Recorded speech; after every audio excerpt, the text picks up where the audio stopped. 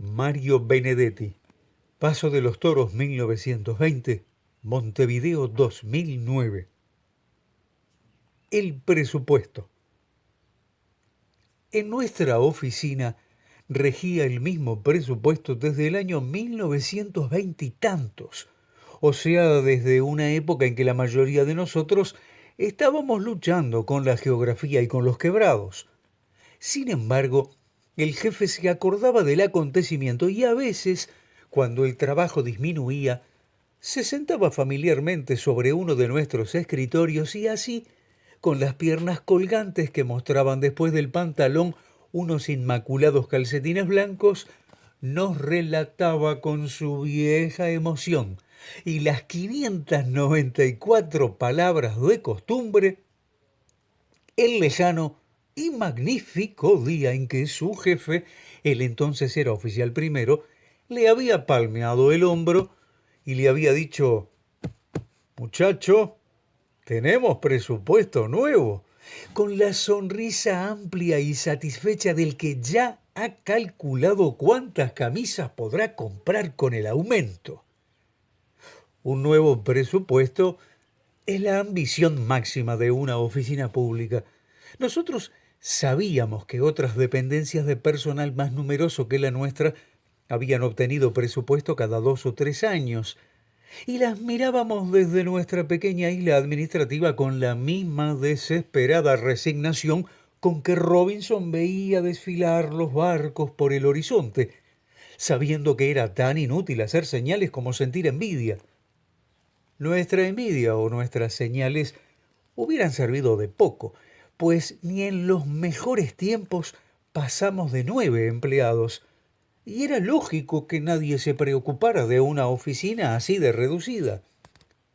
Como sabíamos que nada ni nadie en el mundo mejoraría nuestros gajes, limitábamos nuestra esperanza a una progresiva reducción de las salidas, y en base a un cooperativismo harto elemental, lo habíamos logrado en buena fe.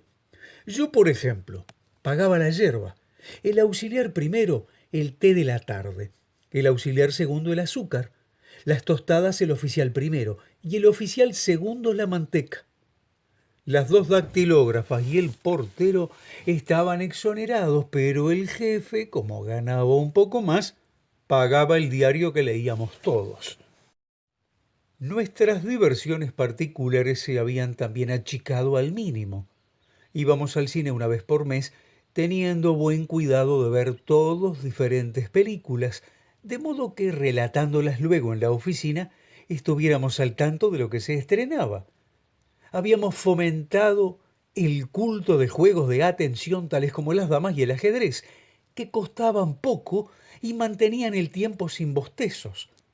Jugábamos de 5 a 6, cuando ya era imposible que llegaran nuevos expedientes, ya que el letrero de la ventanilla advertía que después de las 5 no se recibían asuntos. Tantas veces lo habíamos leído que al final no sabíamos quién lo había inventado, ni siquiera qué concepto respondía exactamente a la palabra asunto. A veces alguien venía y preguntaba el número de su asunto. Nosotros le dábamos el del expediente y el hombre se iba satisfecho, de modo que un asunto podía ser, por ejemplo, un expediente. En realidad, la vida que pasábamos allí no era mala. De vez en cuando el jefe se creía en la obligación de mostrarnos las ventajas de la administración pública sobre el comercio, y algunos de nosotros pensábamos que ya era un poco tarde para que opinara diferente. Uno de sus argumentos era la seguridad de que no nos dejarían cesantes. Para que ello pudiera acontecer, era preciso que se reuniesen los senadores, y nosotros sabíamos que los senadores apenas si se reunían cuando tenían que interpelar a un ministro. De modo que por ese lado el jefe tenía razón. La seguridad existía. Claro, también existía la otra seguridad, la de que nunca tendríamos un aumento que nos permitiera comprar un sobre todo al contado. Pero el jefe, que tampoco podía comprarlo, consideraba que no era ese el momento de ponerse a criticar su empleo ni tampoco el nuestro. Y, como siempre, tenía razón. Esa paz ya resuelta y casi definitiva que pesaba en nuestra oficina, dejándonos conformes con nuestro pequeño destino y un poco torpes debido a nuestra falta de insomnios, se vio un día alterada por la noticia que trajo el oficial segundo. Era sobrino de un oficial primero del ministerio, y resulta que ese tío, dicho sea sin desprecio y con propiedad, había sabido que allí se hablaba de un presupuesto nuevo para nuestra oficina.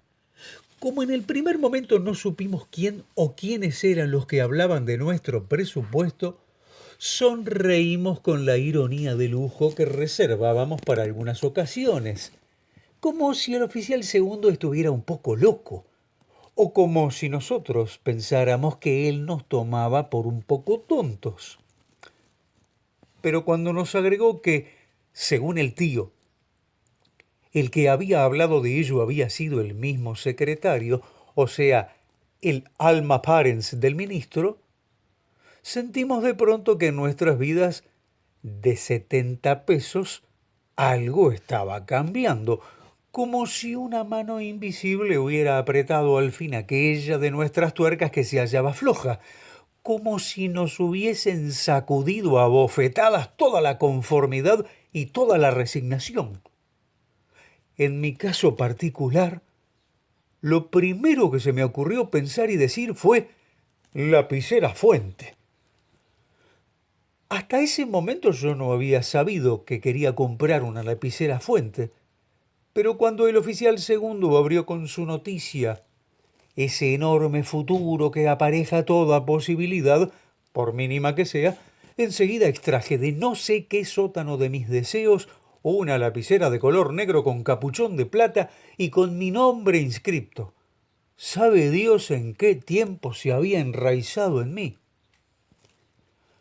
Vi y oí además cómo el auxiliar primero hablaba de una bicicleta y el jefe contemplaba distraídamente el taco desviado de sus zapatos y una de las dactilógrafas despreciaba cariñosamente su cartera del último lustro.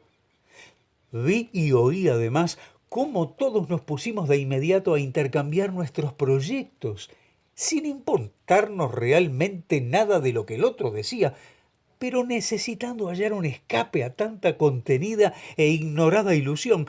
Y vi y oí además cómo todos decidimos festejar la buena nueva, financiando con el rubro de reservas una excepcional tarde de bizcochos. Eso, los bizcochos, fue el paso primero. Luego siguió el par de zapatos que se compró el jefe. A los zapatos del jefe mi lapicera adquirida a pagar en 10 cuotas. Y a mi lapicera el sobre todo del oficial segundo, la cartera de la primera dactilógrafa, la bicicleta del auxiliar primero. Al mes y medio todos estábamos empeñados y en angustia. El oficial segundo había traído más noticias. Primeramente que el presupuesto estaba a informe de la Secretaría del Ministerio. Después que no era en Secretaría, era en Contaduría. Pero el jefe de Contaduría estaba enfermo y era preciso conocer su opinión. Todos nos preocupábamos por la salud de ese jefe del que solo sabíamos que se llamaba Eugenio y que tenía a estudio nuestro presupuesto. Hubiéramos querido obtener hasta un boletín diario de su salud, pero solo teníamos derecho a las noticias desalentadoras del tío de nuestro oficial segundo. El jefe de contaduría seguía peor. Vivimos una tristeza tan larga por la enfermedad de ese funcionario que el día de su muerte sentimos, como los deudos de un asmático grave, una especie de alivio al no tener que preocuparnos más de él. En realidad, nos pusimos egoístamente alegres, porque esto significaba la posibilidad de que llenaran la vacante y nombraran otro jefe que estudiara al fin nuestro presupuesto. A los 4 meses de la muerte de don Eugenio, nombraron otro jefe de contaduría. Esa tarde suspendimos la partida de ajedrez, el mate y el trámite administrativo. El jefe se puso a tararear un aria de Aída y nosotros nos quedamos, por esto y por todo, tan nerviosos que tuvimos que salir un rato a mirar vidrieras. A la vuelta nos esperaba una emoción. El tío había informado que nuestro presupuesto no había estado nunca a estudio de la contaduría. Había sido un error. En realidad no había salido de la secretaría. Esto significaba un considerable oscurecimiento de nuestro panorama. Si el presupuesto a estudio hubiera estado en contaduría, no nos habríamos alarmado. Después de todo, nosotros sabíamos que hasta el momento no se había estudiado debido a la enfermedad del jefe. Pero si había estado realmente en secretaría, en la que el secretario, su jefe supremo, gozaba de perfecta salud, la demora no se debía a nada y podía convertirse en demora sin fin. Allí comenzó la etapa crítica del desaliento. A primera hora nos mirábamos todos con la interrogante desesperanzada de costumbre. Al principio todavía preguntábamos, ¿saben algo? Luego optamos por decir, ¿y? Y terminamos finalmente por hacer la pregunta con las cejas. Nadie sabía nada. Cuando alguien sabía algo, era que el presupuesto todavía estaba a estudio de la secretaría. A los 8 meses de la noticia primera, hacía ya 2 que mi lapicera no funcionaba. El auxiliar primero se había roto una costilla gracias a la bicicleta. Un judío era el actual propietario de los libros que había comprado el auxiliar segundo. El reloj del oficial primero atrasaba 1/4 de hora por jornada. Los zapatos del jefe tenían 2 medias suelas, una cosida y otra clavada, y el sobretodo del oficial segundo tenía las solapas gastadas y erectas como 2 alitas de equivocación. Una vez supimos que el ministro había preguntado por el presupuesto. A la semana informó secretaría. Nosotros queríamos saber qué decía el informe, pero el tío no pudo averiguarlo porque era estrictamente confidencial. Pensamos que eso era sencillamente una estupidez, porque nosotros a todos aquellos expedientes que traían una tarjeta en el ángulo superior con leyendas tales como muy urgente, trámite preferencial o estrictamente reservado, los tratábamos en igualdad de condiciones que a los otros. Pero por lo visto en el ministerio no eran del mismo parecer. Otra vez supimos que el ministro había hablado del presupuesto con el secretario. Como a las conversaciones no se les ponía ninguna tarjeta especial, el tío pudo enterarse y enterarnos de que el ministro estaba de acuerdo. ¿Con qué y con quién estaba de acuerdo? Cuando el tío quiso averiguar esto último, el ministro ya no estaba de acuerdo. Entonces, sin otra explicación, comprendimos que antes había estado de acuerdo con nosotros. Otra vez supimos que el presupuesto había sido reformado. Lo iban a tratar en la sesión del próximo viernes, pero a los 14 viernes que siguieron a ese próximo, el presupuesto no había sido tratado.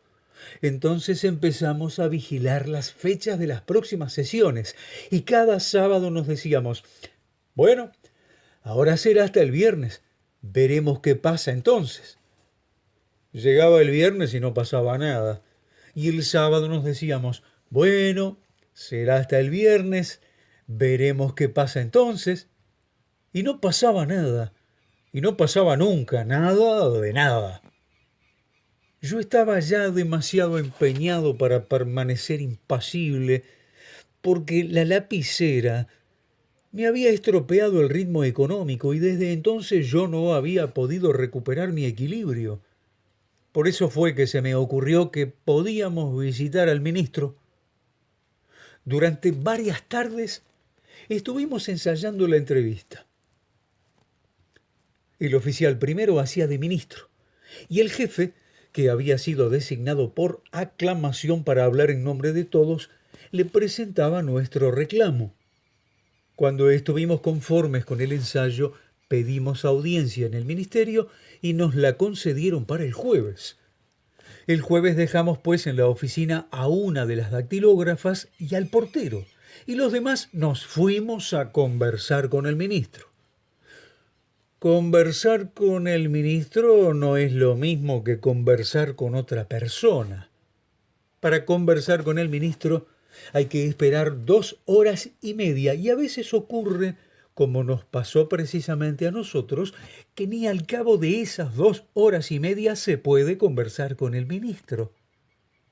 Solo llegamos a presencia del secretario, quien tomó nota de las palabras del jefe, muy inferiores al peor de los ensayos en los que nadie tartamudeaba, y volvió con la respuesta del ministro de que se trataría nuestro presupuesto en la sesión del día siguiente.